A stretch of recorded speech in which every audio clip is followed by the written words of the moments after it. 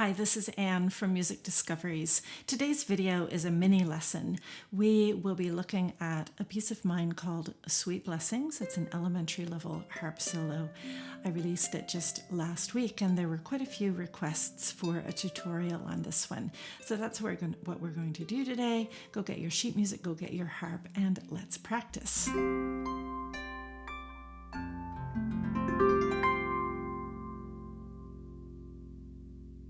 So I thought we'd take a look at three important elements for learning this piece. First of all, we'll look at the structure, how the piece is put together, because this is going to help you get organized with your practicing. Then we'll take a look at the left-hand pattern, learning how to do that with really nice technique and even using the metronome on it. And then thirdly, we'll look at the melody in the right hand, and I'll teach you part of that melody by rote. So you'll need your harp, you'll need your sheet music, and then we can practice together. So let's start by talking about the structure of the piece. That's the form, or how the piece is put together in sections. Now, I think the way that we'll do this is I'll play it through and I'll show you the music on the screen here, and we can go ahead and label those sections in your music. So you've got that for practicing. So the piece starts off at the beginning with just a simple little introduction. The first four measures is the intro, and we can label it intro. Now the first main section we're going to call A. So section A begins at measure 5. Now technically it's the pickup to measure 5, but we'll put the letter A right here at the beginning of measure 5, and it sounds like this.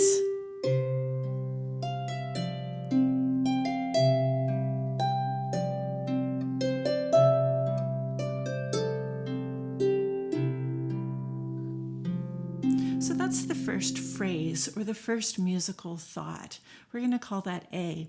Now the A section continues with the second phrase, and I want you to notice what happens with the second phrase. So here I am in measure 13, the pickup to measure 13. It sounds like this.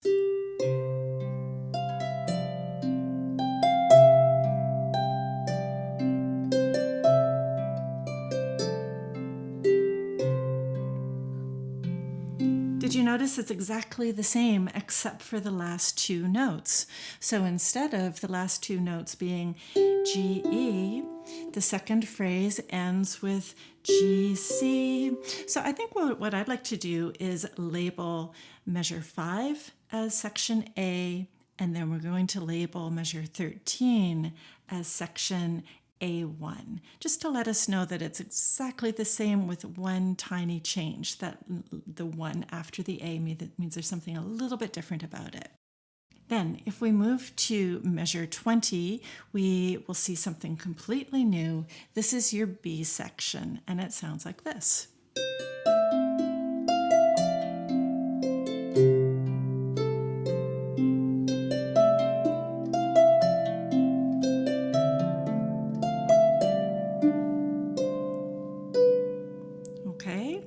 So we'll put up in, I guess it would really be measure 21, the pickup to measure 21, we'll label B. Now let's hop down to measure 30, the pickup to measure 30, see what you notice.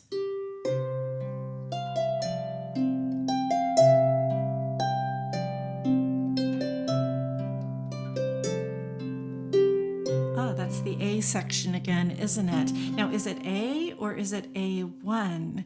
It ended with G, C, so that's your A1 section again, and I would label it that way. At measure 30, the pickup to measure 30, call that A1. Then let's flip the page and we're over to measure 38, and we have another new section. We should name this C.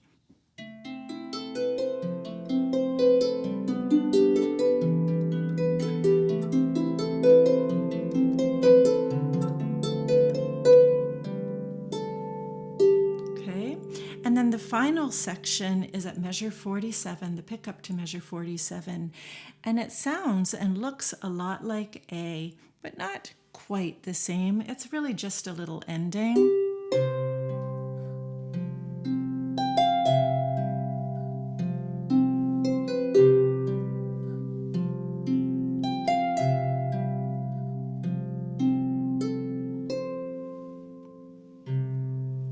Okay, so I would call this the coda or the ending. Coda is also a word that means tail.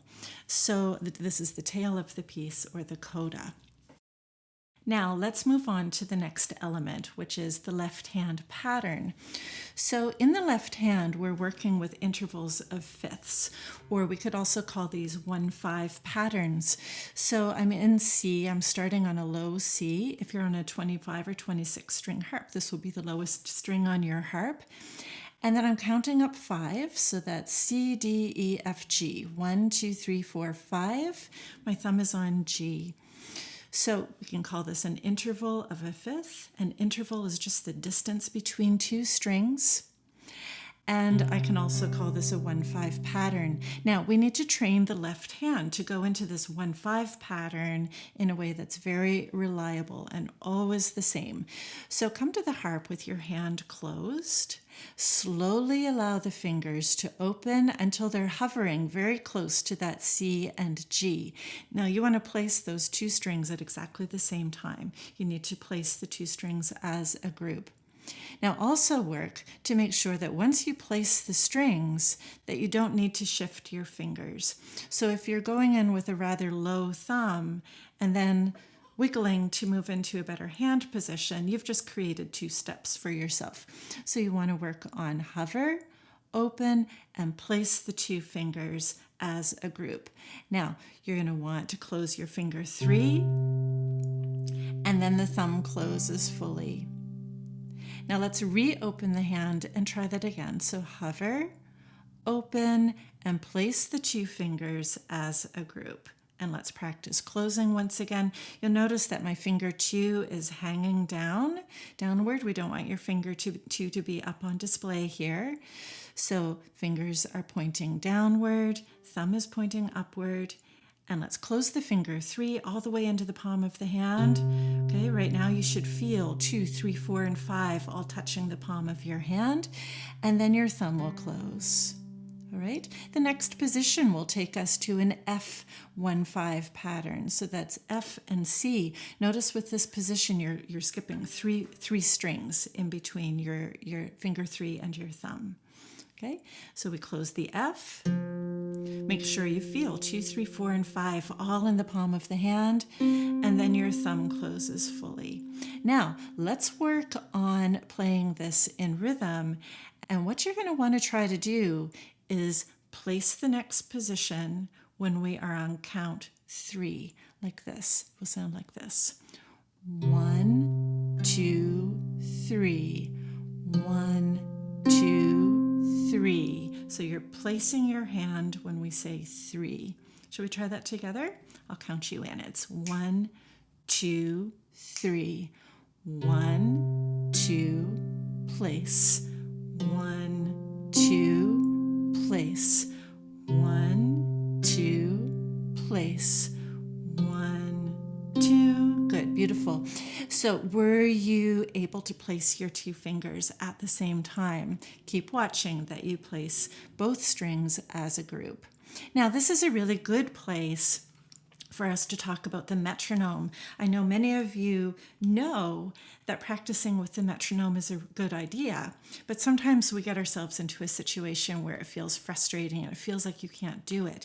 Now, I think that this left hand pattern is a really good place to work on your metronome. And now I know in the music it says to have the metronome set at a 100, but remember that's your performance tempo. That's not your practice tempo. So your practice tempo, I would say, is more like a 60. So I'm going to set my metronome to a 60, and we can give this a try. When you're working with the metronome, you should also count. So we'll do that together. All right, you can probably hear that. I'm going to get my fingers ready on my C and G position. Okay, counting in. It's 1, 2, 3. 1, 2, 3. 1, 2, 3. 1, 2, 3. 1, 2, 3. 1, 2, 3. 1, 2, 3. 1, 2. Last one. 1, 2, 3. There, good. So that would be a really smart thing for you to practice. You could come back to this point in the video and do that with me. Or if you have a metronome, then go ahead and set it to a 60 and practice that with counting. Okay, you're doing really well, and we're on to the third element now, which is to learn the right hand by rote. We'll learn the A section together. How does that sound to you? So this piece, the melody of this piece, is featuring the interval of a fourth. If you go ahead and place your finger 2, your right hand finger 2 on G, and your thumb on C, you'll see that this is an interval or a distance of a fourth. You're skipping 2 white strings. Usually fourths are played with a finger 2 and a thumb. Sometimes they're played with a 3 and a thumb, just depending on the situation. I usually try to play with 2 and thumb. My fingers are long, so that works for me really well. Now, again, close the hand, hover, open, train your hand to learn that shape, and place those 2 strings at the same time. Now we want the finger 2 to be pointing downward. The thumb is nice and high. Be careful that you're not lining your fingers up like this. Okay, so let's practice again. Hover, open, and place the 2 fingers at the same time. Now the melody begins with the G followed by the C. So you'll close your finger 2. When you close that finger 2, we're looking for 2, 3, 4, 5 to all go into the palm of the hand, and then your thumb will close. So let's practice that one more time. We hover, open, and place. Check your positioning. Your elbow is floating away from the soundboard. Check to see that your wrist is in a nice neutral position. We don't want any funny humps. Let's try that again. Hover, open, and place. Close the finger 2 all the way into the palm of the hand, followed by your thumb on C. Good. Next part of the melody, your thumb will go to F. You're placing F, E, D and stepping down. So F step down is what we'll say in our heads. F step down. And that's followed by another pattern that's just moving up 1. So put your thumb on G, and it's G step down. G step down. Okay, so let's do all of that together. We'll glue those three bits together. So we're starting with G and C. Ready, play. G, C, now thumb on F, F step down, thumb on G, G step down. Excellent. Last part, thumb is on G again, and you're going down a fourth. So G down a fourth, which will take you to a D. G, D. Okay, let's glue those 4 bits together, starting with G up a fourth. Notice your thumb is on red C. Okay, I'll give you 2 beats and then we begin. 1, 2, G, C, thumb on F, F step down, thumb on G, G step down, G down a fourth. Good, let's do it again. G and C. 1, 2. Thumb on F, thumb on G, G down a fourth. Good, let's do it one more time. 1, 2. F, G, G. Great.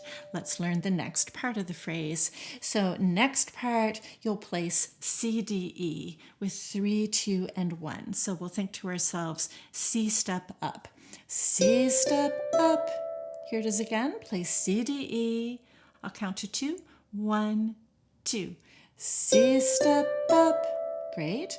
Next part. This is the only tricky part in the melody. Your thumb is on D. 2 is on C, and you'll skip to an A. So D, C, A, or you could think to yourself, step and skip.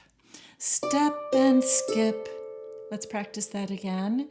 D, C, A, step and skip. One more time.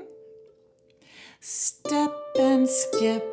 Good. And then the last part, you'll move down to G and E, which is an interval of a third. We do that with your thumb and finger too. And notice your placing. Your thumb is nice and high and 2 is pointing downward. G, E. So we had 3 little mini bits to put together there. It went C step up, step and skip, then G down a third. Let's practice that part again. From C step up, D step and skip, G down a third. Now let's put all of that together. That's your full A section for your right hand. So there are 7 little mini bits to remember here. It's kind of like remembering instructions for a road trip, isn't it? So let's start with G and C. G up a fourth. And then what do you do next? You should think about where you're going. Always know where you're going in the future. It will be F step down, G step down, G down a fourth. Okay? G, C, here we go. 1, 2. F step down, G step down, G down a fourth, C step up, D step and skip, G down a third.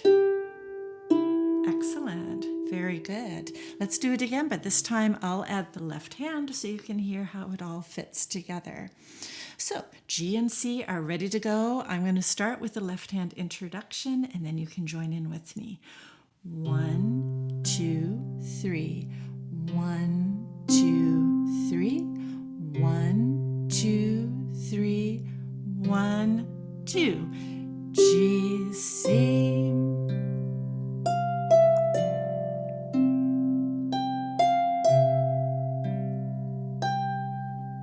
C step up, step and skip, G down a third. Excellent. Very nice. So go back and practice that with me lots and lots. That's a really, really good start on this piece. And then I think that you'll be ready to carry on and put it together. When you put it together, you're going to want to work in tiny little chunks. So just as a quick little preview, when you start to put together, I would expect to maybe start by practicing just this. And that's all. That's how big those chunks should be. They're tiny. If it's challenging to put it together, and this is fairly new for you, expect to do tiny little chunks. Right, both, left. And you do it again. I usually repeat this kind of thing about 8 times before it starts to integrate. And then you add those chunks one by one until you're playing fluently. So I hope this was a helpful mini lesson for you. Good luck with learning Sweet Blessings, and I will see you in the next video. If you enjoyed this mini lesson, please remember to give the video a thumbs up and subscribe to my channel so you get a notification when I put out a new video. I'd love to hear a comment from you letting me know if you learned something new today. If you're interested in taking lessons with me, I do teach online, and you're welcome to reach out and say hello at my website, which is musicdiscoveries.studio. We'll see you in the next video. It's a great way to, no, try that again.